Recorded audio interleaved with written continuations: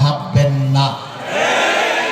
এ জনগণ যথেষ্ট হুঁশিয়ার, আর রক্ত দিয়ে দিয়ে হুঁশিয়ার হয়েছে। অতএব জনগণকে বোকাও ভাববেন না, দুর্বল মনে করবেন না।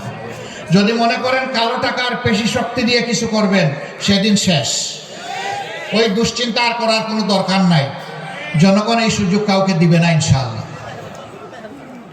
সবাইকে আমি আহ্বান জানাই, এত মানুষের জীবন, এত আলিমুল্লামার জীবন, এত হাফিজে কোরআনের জীবন, এত এতিমদের জীবন, এত রাজনৈতিক নেতাকর্মীর জীবন, এত সাধারণ মানুষের জীবনের আসুন আমরা মূল্য দিই এবং আমরা একটা স্বপ্নের, সাম্যের, মানবিক বাংলাদেশ গড়ে তুলি।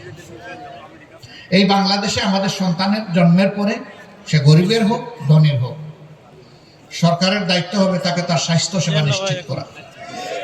5 বছর বয়স হলে তার শিক্ষা তার হাতে তুলে দেওয়া, শিক্ষা জীবনে তার পাশে থাকা,